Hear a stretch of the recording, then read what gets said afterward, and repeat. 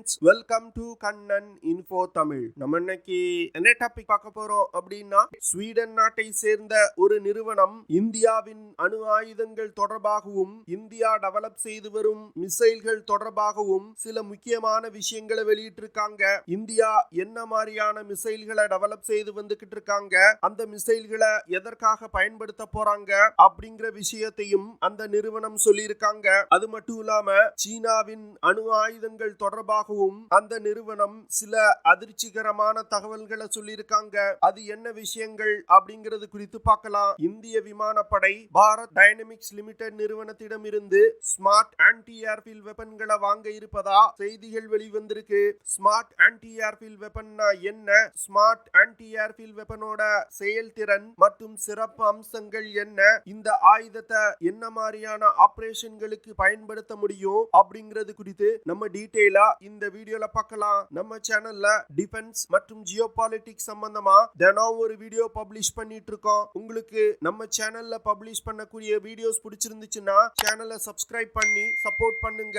நீங்க பண்ற ஒவ்வொரு சப்ஸ்கிரிப்ஷனும் எனக்கு அடுத்தடுத்த வீடியோஸ் போடுறதுக்கு ஒரு மோட்டிவேஷனா இருக்கும். ஸ்வீடன் நாட்டில இருந்து இயங்கக்கூடிய Stockholm International Peace Research Institute அப்படிங்கிற ஒரு சர்வதேச நிறுவனம் இந்தியா தொடர்ந்து தன்னுடைய அணு ஆயுதங்களையும் அணு ஆயுதங்களை எடுத்து சென்று தாக்குதல் நடத்தக்கூடிய மிசைல்களையும் பெருமளவுல இம்ப்ரூவ் செய்து வந்து கொண்டிருப்பதா அறிவிச்சிருக்காங்க. Stockholm International Peace Research Institute நிறுவனம் சீனா தொடர்ந்து தன்னுடைய அணு ஆயுதங்களின் எண்ணிக்கையை அதிகரிச்சு வந்துகிட்டு இருக்காங்க. 2022ல சீனாவிடம் 350 அணு ஆயுதங்கள் இருந்துச்சு. ஆனா 2023 வருடத்துல சீனாவிடம் 410 அணு ஆயுதங்கள் இருக்கு. இதிலிருந்து சீனா தன்னுடைய அணு ஆயுதங்களின் எண்ணிக்கையை பெருமளவுல அதிகரித்து வருவது தெளிவா தெரியுது. அது மட்டும் இல்லாம லாங் ரேஞ்ச் கொண்ட இன்டர்கான்டினென்டல் பாலிஸ்டிக் மிசைல்ஸ், அதிவேகமா பறந்து சென்று தாக்குதல் நடத்தக்கூடிய ஹைப்பர்சானிக் மிசைல்ஸ் போன்ற பல்வேறு விதமான ஆயுதங்களை சீனா தயார் செஞ்சு வந்துகிட்டு இருக்காங்க. இதனை தொடர்ந்துதான் இந்தியாவும் தன்னுடைய அணு ஆயுதங்களின் எண்ணிக்கையை அதிகரிக்க ஆரம்பிச்சிருக்காங்க. 2023 வருடத்துல இந்தியாவிடம் 164 அணு ஆயுதங்கள் இருப்பதா Stockholm International Peace Research Institute நிறுவனம் சொல்றாங்க.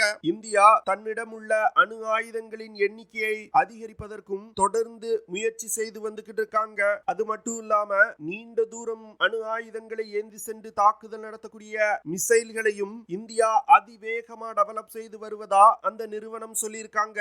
இந்தியா லாங் ரேஞ்ச் மிசைல்களை அதிவேகமா டெவலப் செய்யறதுக்கு பல முக்கியமான காரணங்கள் இருக்கு. ஏன்னா சீனா 2020 வருடத்துல இருந்து லைன் ஆஃப் ஆக்சுவல் கண்ட்ரோல் பகுதியில பிரச்சனை கொடுத்து வந்துகிட்டு இருக்காங்க. அது மட்டும் இல்லாம பாகிஸ்தானுக்கு ஆயுதங்களை வழங்கி இந்தியாவுக்கு எதிராக பாகிஸ்தான் ராணுவத்தை டெவலப் செய்து வந்துகிட்டு இருக்காங்க. அதனால இந்தியா இது நாள் வரைக்கும் பாகிஸ்தானை மனதில் வைத்துதான் தன்னுடைய மிசைல் சிஸ்டங்களை டெவலப் செய்து வந்துகிட்டு இருந்தாங்க. ஆனா தற்போது சீனாவிடம் இருந்து வரக்கூடிய அச்சுறுத்தல்களை கருத்தில் கொண்டு இந்தியா தன்னுடைய ஸ்ட்ராட்டஜியை மாற்றி அமைக்க வேண்டிய நிலை ஏற்பட்டிருக்கு. இதனை தொடர்ந்துதான் நீண்ட தூரம் அணு ஆயுதங்களை ஏந்தி சென்று தாக்குதல் நடத்தக்கூடிய மிசைல்களை இந்தியா டெவலப் செய்ய ஆரம்பிச்சிருக்காங்க அப்படின்னு அந்த நிறுவனம் சொல்றாங்க.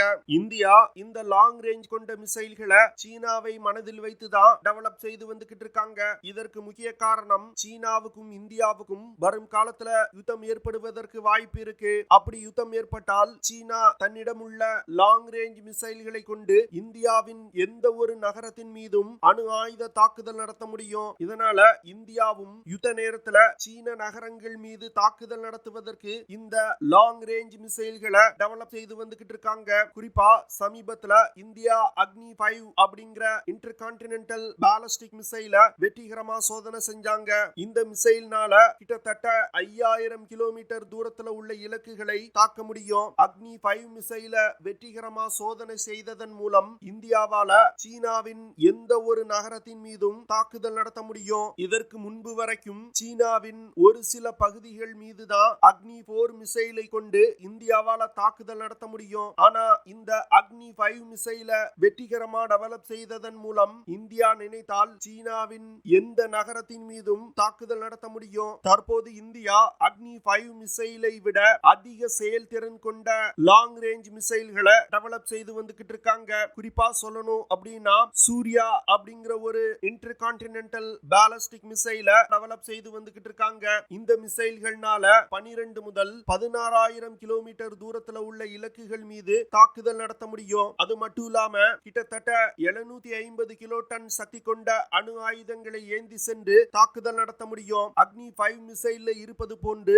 இந்த சூர்யா மிசைல்லையும் MIRV வார்ஹெட் தொழில்நுட்பம் பயன்படுத்தப்படுது. அதாவது MIRV வார்ஹெட் அப்படின்னா ஒரே மிசைல்ல ஒன்றுக்கும் மேற்பட்ட அணு ஆயுதங்கள் இருக்கும். இந்த அணு ஆயுதங்களை பயன்படுத்தி வெவ்வேறு திசைகள்ல வெவ்வேறு தூரத்துல உள்ள இலக்குகள் மீது தாக்குதல் நடத்த முடியும். சூர்யா மிசைல்களை பயன்படுத்தி 3 முதல் 10 இலக்குகள் மீது ஒரே நேரத்துல தாக்குதல் நடத்த முடியும். அடுத்து அக்னி 6 அப்படிங்கிற இன்னொரு இன்டர் கான்டினென்டல் பாலிஸ்டிக் மிசைலையும் இந்தியா டெவலப் செய்து வந்துகிட்டு இருக்காங்க. இந்த மிசைல்னால 10,000 முதல் 12,000 கிலோமீட்டர் தூரத்துல உள்ள இலக்குகள் மீது தாக்குதல் நடத்த முடியும். அக்னி 6 மிசைல்கள்னால 3 டன் எடை கொண்ட அணு ஆயுதங்களை ஏந்தி சென்று தாக்குதல் நடத்த முடியும். இப்போ இந்தியா அக்னி 6 மற்றும் சூர்யா மிசைல் டெவலப்மெண்ட்ல தான் அதிக கான்சென்ட்ரேட் செய்றாங்க. ஏன்னா இந்த 2 மிசைல்களையும் இந்தியா வெற்றிகரமா டெவலப் செஞ்சாங்கன்னா உலகின் எந்த ஒரு பகுதியில் இருக்கக்கூடிய நாடுகள் மீதும் இந்தியாவால ஒரு அணு ஆயுத தாக்குதல் நடத்த முடியும். அப்டேட் இந்திய விமானப்படை பாரத் டைனமிக்ஸ் லிமிடெட் நிறுவனத்துடன் அதிக அளவுல ஸ்மார்ட் ஆன்டி ஏர்ஃபீல்ட் வெப்பன்களை தயாரிப்பதற்கான பேச்சுவார்த்தைகள்ல ஈடுபட்டிருப்பதா செய்திகள் வெளிவந்திருக்கு. அதனால இன்னும் கூடிய விரைவில் இந்திய விமானப்படை பாரத் டைனமிக்ஸ் லிமிடெட் நிறுவனத்திற்கு ஸ்மார்ட் ஆன்டி ஏர்ஃபீல்ட் வெப்பன்களை தயாரிப்பதற்கான ஆர்டரை கொடுப்பதற்கு வாய்ப்பு இருக்கு. ஸ்மார்ட் ஆன்டி ஏர்ஃபீல்ட் வெப்பனை DRDO நிறுவனம் தயாரிச்சிருக்காங்க. இந்த ஸ்மார்ட் ஆன்டி ஏர்ஃபீல்ட் வெப்பன்கள் பிரத்யேகமா எதிரிகளின் விமான தளங்கள் மற்றும் விமான ஓடுதளங்களை தாக்கி அழிப்பதற்கு இந்தியா டெவலப் செஞ்சிருக்காங்க. ஸ்மார்ட் ஆன்டி ஏர்ஃபீல்ட் வெப்பனை DRDO 2 டைப்பா டெவலப் செஞ்சிருக்காங்க. முதல் டைப்ல ஸ்மார்ட் ஆன்டி ஏர்ஃபீல்ட் வெப்பனை இலக்கை நோக்கி வழி நடத்துவதற்கு சேட்டலைட் நேவிகேஷன் மற்றும் எலக்ட்ரோ ஆப்டிக்கல் சென்சார்கள் பயன்படுத்தப்பட்டிருக்கு. ஆனா இரண்டாவது ஸ்டேஜ்ல ஸ்மார்ட் ஆன்டி ஏர்ஃபீல்ட் வெப்பனை டார்கெட்டை நோக்கி வழி நடத்துவதற்கு எலக்ட்ரோ ஆப்டிக்கல் சிஸ்டம் எக்யூப்மெண்ட்ஸ் மற்றும் இமேஜிங் இன்ஃப்ராரெட் சீக்கர்கள் பயன்படுத்தப்பட்டிருக்கு. இந்த இமேஜிங் இன்ஃப்ராரெட் சீக்கரை 2021 வருடம் DRDO ஸ்மார்ட் ஆன்டி ஏர்ஃபீல்ட் வெப்பன்ல இணைச்சாங்க. இதன் மூலமா ஸ்மார்ட் ஆன்டி ஏர்ஃபீல்ட் வெப்பன் முன்பு இருந்ததை விட இலக்குகள் மீது மிக துல்லியமான தாக்குதல்களை நடத்துது. DRDO டெவலப் செஞ்சிருக்க ஸ்மார்ட் ஆன்டி ஏர்ஃபீல்ட் வெப்பன்னால கிட்டத்தட்ட 100 கிலோமீட்டர் தூரத்துல உள்ள இலக்குகள் மீது மிக துல்லியமான தாக்குதல்களை நடத்த முடியும். ஸ்மார்ட் ஆன்டி ஏர்ஃபீல்ட் வெப்பன்னால கிட்டத்தட்ட 80 கிலோகிராம் எடை கொண்ட வெடிபொருட்களை சுமந்து சென்று தாக்குதல் நடத்த முடியும். இந்தியா வரும் காலத்துல இந்த ஸ்மார்ட் ஆன்டி ஏர்ஃபீல்ட் வெப்பனை தன்னுடைய விமானப்படையில் உள்ள Su-30 MKI, தேஜஸ், ஜாகுவார் போன்ற விமானங்களை இணைத்து பயன்படுத்துவதற்கு திட்டமிட்டிருக்காங்க.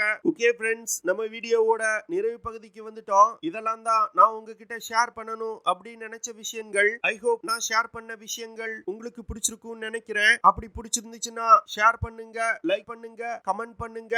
மறக்காம நம்ம சேனலுக்கு சப்ஸ்கிரைப் பண்ணுங்க. அப்படியே அந்த பெல் நோட்டிபிகேஷனை கிளிக் பண்ணி ஆல்ங்கிற ஆப்ஷனை எனேபிள் பண்ணிக்கங்க. See you in the next video. Jai Hind.